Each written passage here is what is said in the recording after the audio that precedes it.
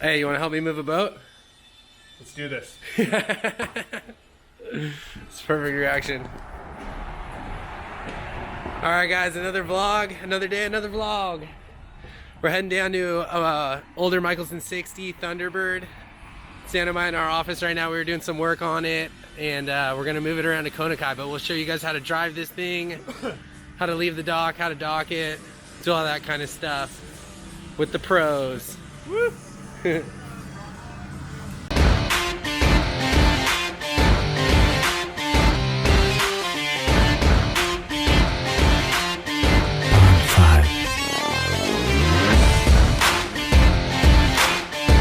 guys, I just wanted to show you the bottom of this Mikelson 43. Customer brought it over. We're doing some electronics upgrades on it, but kind of cool since we're here. They're painting the bottom, redoing everything, so they've got the trim tabs down. They're polishing those. They polish the rudders. They'll take and grind and polish all the propellers and everything, but this was kind of a good opportunity to show you guys the bottom of a 43 Mikelson that's getting painted. So here you go, Sam. We'll walk you down the entire hull.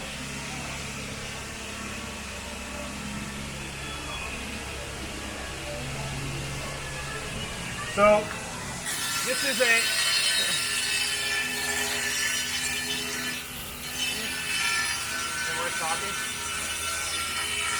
you have the voice dub over it.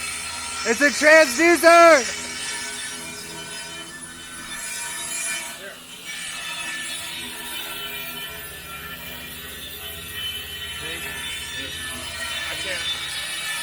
Too loud. All right guys, we tried to show you what the transducer looked like. We were gonna talk, but it's too loud. They were grinding another set of rudders. But just another beautiful day in the boatyard. It's a little overcast. I feel like this winter's been colder than most in San Diego. I don't know. It's global warming. I don't know. I was about to say all this global warming. Seems like global cooling in San Diego. It's getting cold out here. All right guys, so we're walking down the gangway right now. I think we're just supposed to call it climate change, by the way. What did I call it? Because that covers everything. Global warming. Global warming, Yeah. Climate change. Sorry guys, we're working on being as PC as we can on this I've vlog. noticed the climate's constantly changing. Every day it seems like it's a little different. Every day. It's true. All right guys, so here's our beautiful Mikelson 60 Thunderbird right here. Booyah. Got the outriggers back on it. Dang, those things are long and pointy. Hey, let's change things up today. I'll film you. You can show them how to start it, how to take it out of the slip. Sound good? Change it up? I like it. All right. It's off, right? No, it's on. It's still recording. Oh. All right, guys. This is the YouTube star today. Let's do it. Oh, here, let's get on this side so we don't have to jump so far. Sorry. Okay. I'll get your short cord. I'm so nervous. The first time. All right, we'll get the short cord last. We'll start the engines up and do everything first. So first thing, check the engine room. All right. You guys, we just the magic of film. Now we're gonna. Disclaimer: the engine room was checked prior to making this film. Yeah. Okay.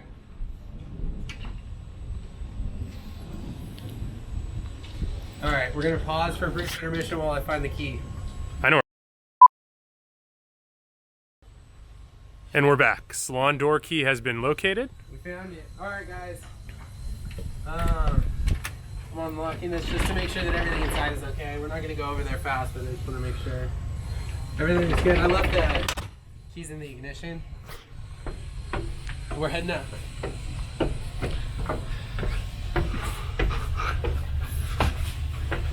You guys, today's kind of a throwback because this boat, I'm pretty sure, is like as old as I am. And for all you newbies, you're like, why are there two sets of throttles? But it's kind of cool. But one thing about having two sets of throttles is, like, if PJ will pan to the back, you see the other station right there, there's a cover on it.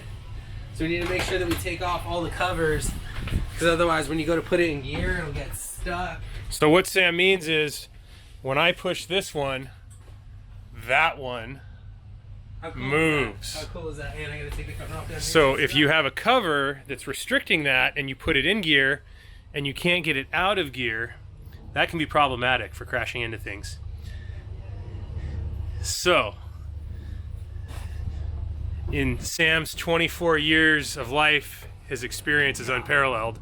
He knows to do that, but we've had, unfortunately, people who didn't think that through quite so well and ended up crashing into a dock. Right, and work them. If you're not sure, well, on the new boats, you don't have to, but on... Go ahead and work it. Yeah, work them. Make sure that they all work so that when you're about to leave the dock right now, you don't end up on Qualified Captain. I'll put the link in the corner for Qualified Captain. Huge shout out. I love that Instagram page.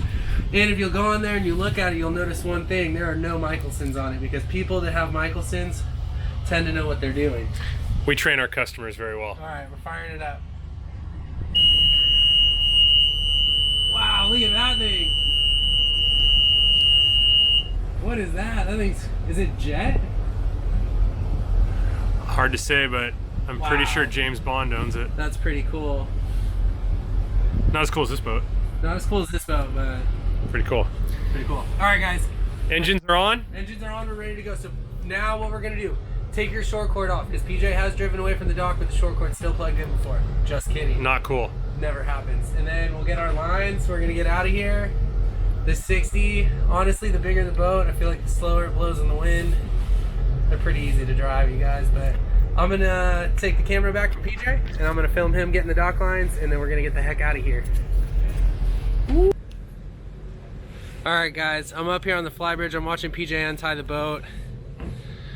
First thing I'm doing is I'm about to pull away from the dock, is I'm looking around. I'm looking at the water. You can see where the current's kind of pushing out right now. Looking around for the wind, because all these things are gonna affect the way that the boat handles right now. So again, looking over. Ready to go.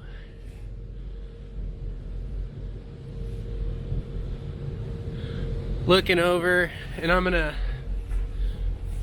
go ahead and cheat right now, and I'm gonna turn my bow thruster on, and then I don't think the camera can hear it, but I can hear it working. Help push me away from the dock a little bit. PJ's getting our last stern line right here. All clear. All right, guys, he yelled all clear. I hope he's on the boat, because we're taking off. So now look at this, one hand. Always drive the boat with one hand. People try and use two and they get all crazy, and I'm just gonna bump it forward, pull it back. Slow as pro. There's no need to go super fast while you're docking the boat, anything like that. If you see somebody using two hands to drive the boat, probably means they either super know what they're doing or they have no idea what they're doing. But yeah, just nice and slow when you're leaving the dock. Again, like I said, you're checking for the wind and the current and all that kind of stuff, because it's all gonna affect you. Turn our wheel. So what I like to do is find a flag before you untie your lines, and just watch what the flag's doing, because that's going to tell you what the wind's doing, which is in turn going to tell you how the wind's going to affect your boat. And you'll need to know if you need to compensate for that when you're coming in or out of the slip a little bit. Another thing, when you're docking, you don't use your steering wheel at all. I see a lot of people that are trying to, they get nervous, they want to grab the steering wheel because they think they're driving it like a car. All you need on these awesome Michelsons is just your throttles. You just have to go in and out of gear. You can turn the boat, you can spin the boat, you can do whatever you want. But here, let me explain this to you. So we're in neutral right now. We still have a lot of momentum going forward. But let's say we're docking. Actually, we can do it when we're docking too, but when I pull the port engine in reverse, it's gonna make the back of the boat not only move in reverse, but it's also gonna push it over because of the way that the propeller is spinning. Prop walk. Prop walk. So if you get good at prop walk, you can literally walk your boat completely sideways. So it'd be easier if we had the drone, but it's really easy. I'll show you guys when we're docking the boat. But all you need to do, you throw it in reverse, and it's gonna push your boat backwards, but it's also gonna push it to the side right now. But how do you get the bow over? So the bow over, I don't know, you either have to be good at driving or you have to have a bow thruster. But if you spend enough time driving, well, you'll figure it out. In my limited experience, it's hard to get a boat to walk completely sideways without a bow thruster. I've seen Dick Peterson do it though. Dick's pretty good at driving the boat. Dick is the best boat driver Oh, dude, There Paul is. is gonna chew you out so hard. Besides for Paul. saying that right now. It's okay. I don't think Paul watches these videos. We should have a drive off. Next video. Next video. Who's it? All right, I get the Zeus. Who's a better driver, Dick or Paul? I think it cheats. As soon as you introduce the joystick, all Yeah. that goes out the window. The Yeah. joystick, if you're good at playing Nintendo 64, you're going to be really good at driving a Michaelson with the joystick. But like right now, leaving the harbor, I'm turning the boat to the right slightly, and all I'm doing is pulling the starboard to neutral, and our port engine is still going forward, and it's making our boat turn to starboard now. Now I want to straighten out. All I do is put both engines in forward again, and that's how easy it is to steer one of these boats. Do me a favor, hold on to this. I'm gonna go secure that bow line. All right, you guys, to my starboard right here, this public dock right there, that's for the Bali High restaurant. I'll put another link to their restaurant right there. Just give them a little shout out. Great restaurant. They have their world famous Mai Tais. They'll only let you have 2 of them in one serving, but that's a public dock right there. So you can pull your Michaelson up, hop off, have a few Mai Tais, hop back on, drive around. No, don't do that. Don't ever drink and drive your boat. But it's a great place for friends and family. Or if you're learning, practicing to dock your boat, like that guy in that little Regal is right there, and that Sea Lion on the dock. I don't know if you guys can see that on the camera because it doesn't zoom in, but it's pretty cool. And again, we have this jet boat thing in front of us. I'm ready to go race him. But all in all, driving these boats is so much fun, you guys. It's so easy. PJ's kids are just getting to the age right now where he had a dinghy and he's teaching them how to drive it, and his twins are only 9 years old. And it's get your kids out here, invest in your happiness, because you can't take your money with you, man. You might as well spend it, get out with the fam, enjoy a little bit. Am I ranting too much? PJ's taking the camera away. No, I think you're... If you hit the button on the right, Yeah. hit it 3 times. This one? Yeah. Like fast though. 1, 2, 3. Oh, nice. That's cool. Alright. So, I'm hoping these guys are gonna haul butt. Get a little closer to them and let's see if we can get some cool footage.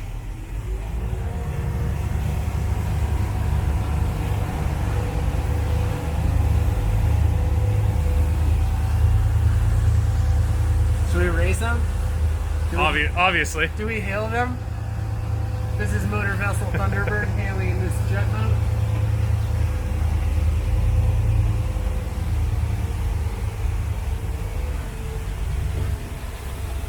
Aircraft carrier coming in. All right, good. We got some...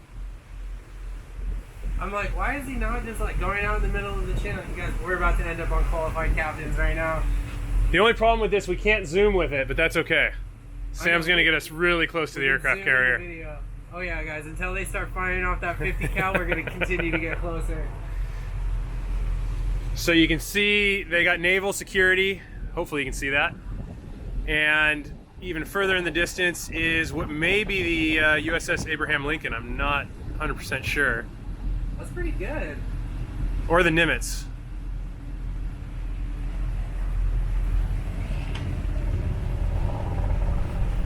Pretty cool though. I feel like every time we go out to make one of these vlogs, there's a different aircraft carrier, submarine, some kind of cool Navy stuff that's coming in. Well, here in America's finest city, there really is some cool stuff to see out in the San Diego Bay when you're boating. Yeah. I was telling him about the Bali High. Go there. You guys never had a Mai Tai from there, but Not that I remember. we wouldn't know, but that is a cool spot to go. So hopefully you can see this little Navy patrol boat. What they're doing is they're keeping everybody a couple hundred yards away from this aircraft carrier. There we go, they're coming right towards us, perfect. With the flashing lights. Yeah. You probably want to get in on our video right now. That's right. We're going to have another segment called PJ and Sam Go to Jail.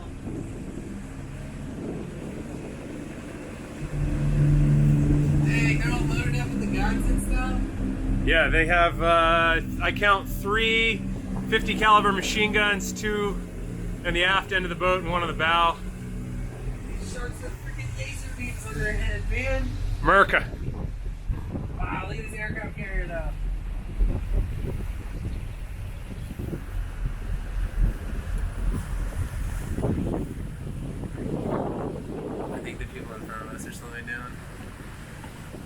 going for the pass. Going for the pass. Ricky Bobby style. Dan, get us close to the carrier. Alright. Oh, man. I mean real close. Yeah.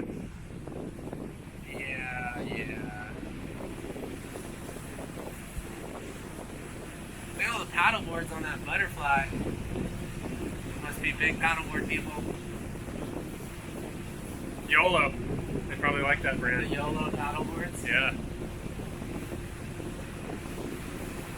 That's a cool boat, but What do you do with it? have a bunch of your Friends. Your girlfriends out on it. I don't know. How do you see over the bow of it when you're trying to dock it?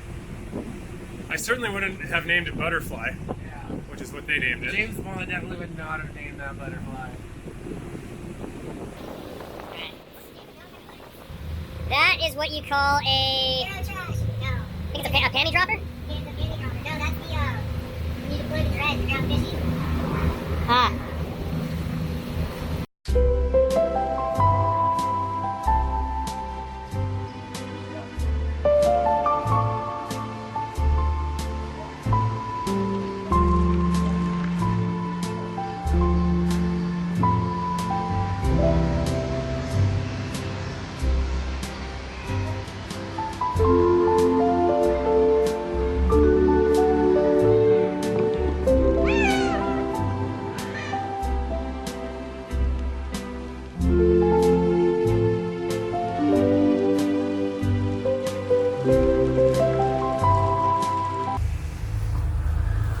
All right, guys, we're back. Hopefully you can hear us. We put the enclosure down. It was getting cold.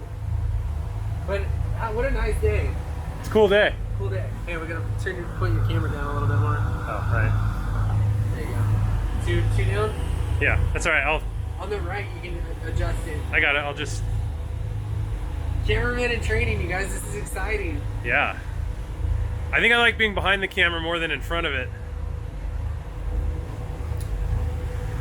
But that was pretty cool seeing the USS Nimitz. We did confirm. So that was the USS Nimitz that went by.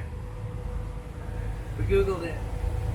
What did we do before Google? Google and YouTube. I feel like if there's ever a problem, or if you're trying to figure out how to do something on your boat, just Google it or YouTube it. Well, just think about this. There's going to be people watching you on YouTube tomorrow learning how to drive a boat. Yeah.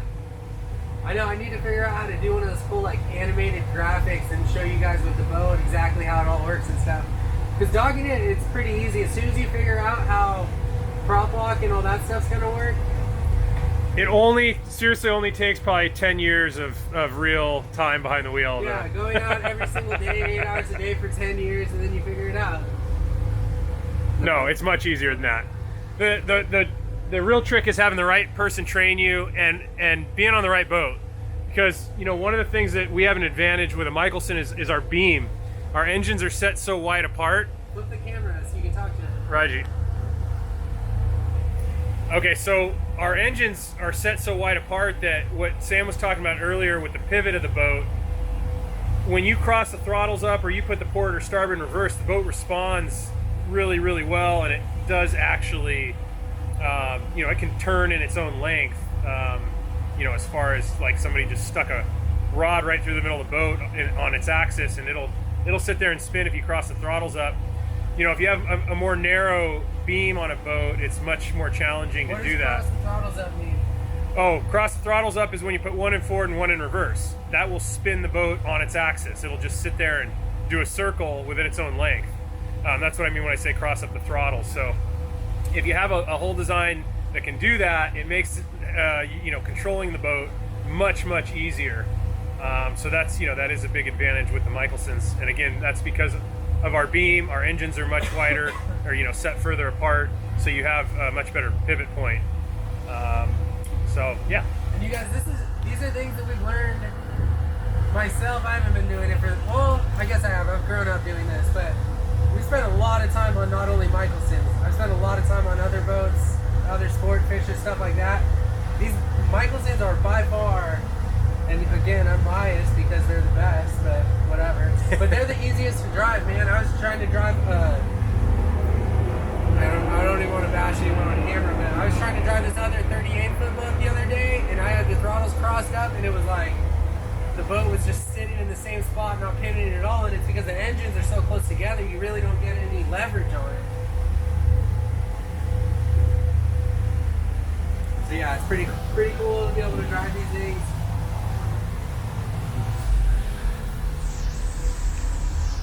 Again, I'm slowing down the starboard engine just to help the boat turn a little bit easier.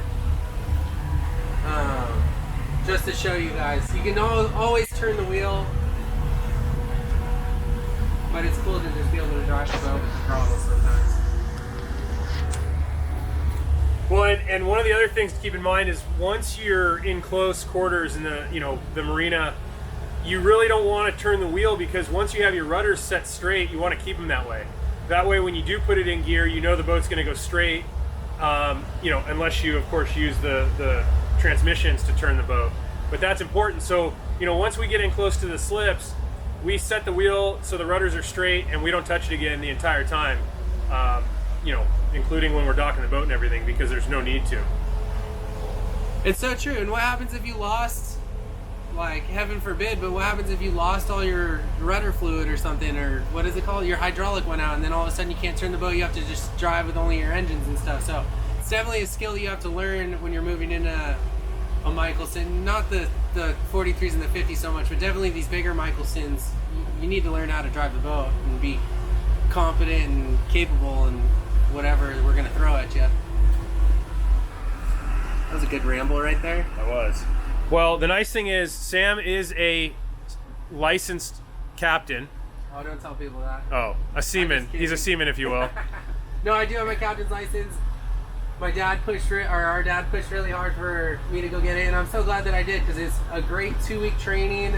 If you're ever wondering, oh, should I go get mine? I would highly recommend it. It was so much fun. You learn so much, and I've been doing this pretty much since I was born, and there's still so much that I learned in this course. And then at the end of it, you get your license and stuff, which is just awesome. And I've had it help get me out of trouble already and that kind of stuff when we're getting boarded by the Coast Guard and they're asking us why we're doing donuts, filming with the drone, and all this kind of stuff. So, but it's been really fun. One other quick thing I'll point out, which is kind of fun, and again, I don't know if you can see it from here, but there's sort of a long tubular vessel that's tied up right there to that dock. You can see about the front of it's kind of half circle sticking out of the water. That's called the Flip, the SS Flip. It's a research vessel. It doesn't actually have an engine. It can't go anywhere under its own power. But a tugboat will tow it out into different spots off the coast, and it will flip 90 degrees. So now it's laying horizontal in the water, but what'll happen is they'll flood it. It has some ballast, and every single thing on the boat is gimbaled, the toilets, everything. And so what happens is it'll sit probably about 80 feet long. It'll sit 80 feet underwater, and it's just a giant tube that the researchers can sit inside of and do research and actually be under the water, while they're doing that research and live on it. Again, it's called the Flip. I think it's the SS Flip. I'm not sure, but really cool. RP Flip. RP Flip. When I was in like 4th grade, and when PJ was saying about the gimbals, it's crazy. So you have to think like every single wall is going to turn into the floor as soon as that thing flips up. So all their refrigerators, all that kind of stuff, everything has to be able to pivot 90 degrees when that thing is bobbing up and down. So definitely a really cool thing to have in San Diego.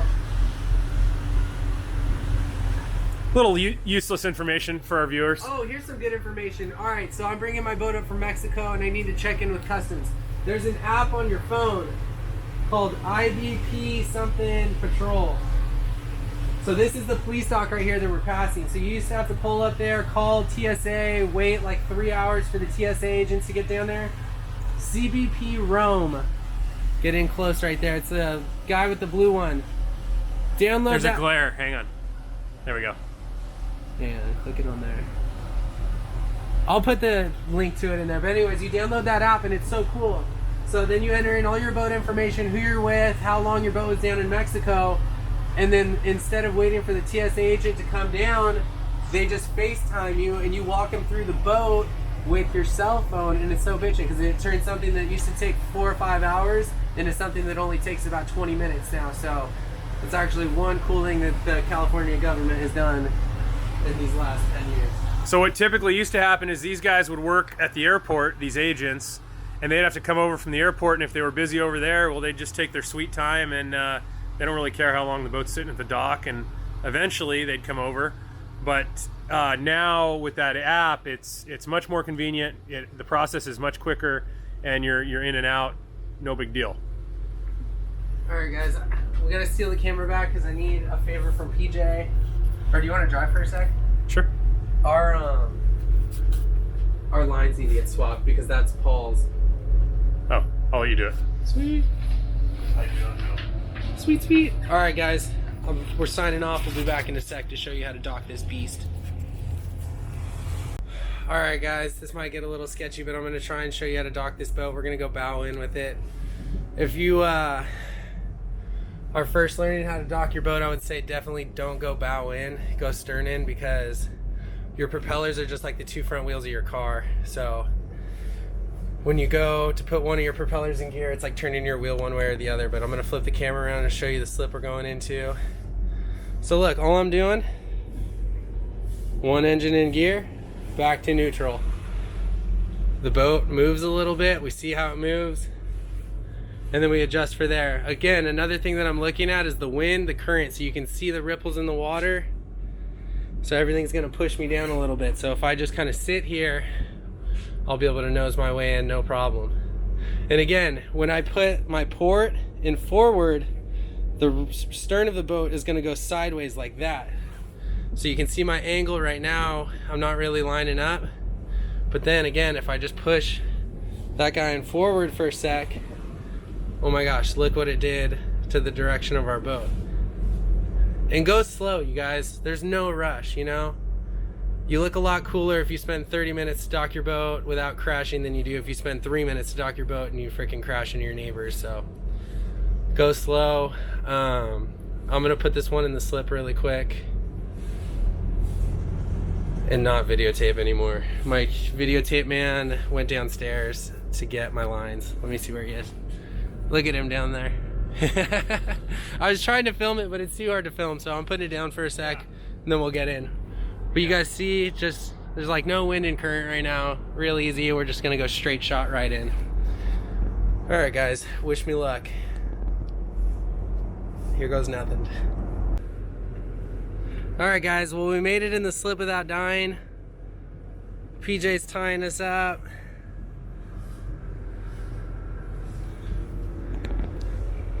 But again, go super slow. There's no rush. Look at the wind, look at the current, look at your surroundings. Go slow, use your bow thruster, the cheater if you want. And yeah, come by Michaelson, I'll show you how to do this. But thank you guys for joining us on another Michaelson vlog. If we do more cool stuff, then the vlog will continue. Otherwise, we are signing out. Thanks for watching. Psh.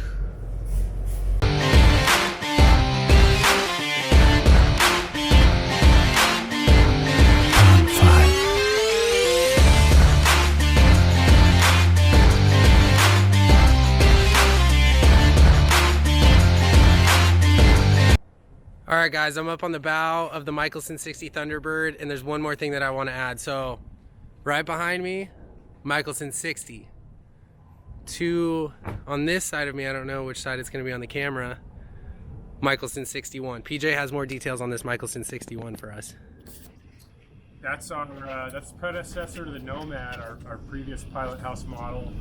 The 61s were built in Malaysia. Excellent boat. We built 9 of them. Really cool boat, but again, the Nomad kind of took over where you know, the 61 Sportfish left off. So just in case you guys couldn't hear that, I'm going to cut PJ off because I don't know if the microphone's going to reach that far or not. But this is, the 61 was the precursor to our Mikelson Nomad. So we built these things in Malaysia. This one has a bright, or not a bright, a dark green hole on it. How many did we build, like 9? 9 of them. Yeah, we built 9 of them. They're really cool boats. So again, there's a pilot house, which means that from right there, you can drive inside, be in the warm, heated, or in the cool, air conditioned, depending on where you are. But it's really cool. You put your dinghy up here if you want. You have another driving station right here. Giant cockpit, as you guys see. But again, the Nomad, there's some things that we changed. This one has the ladder, has a lot of different things. But it was cool. We took what we learned from building 9 of these in Malaysia and we switched it over to our Nomad, and now we're on hole number 24, soon to be 25 of our Michaelson Nomad. So really cool. Been doing this for a long time. How many 60s did we build? The 60 was the precursor to the 70, which is the precursor to the 75, right? The 64 was really the precursor, because the 64 is the same hull design with a mold extension. Kind of a complete different beast than this one.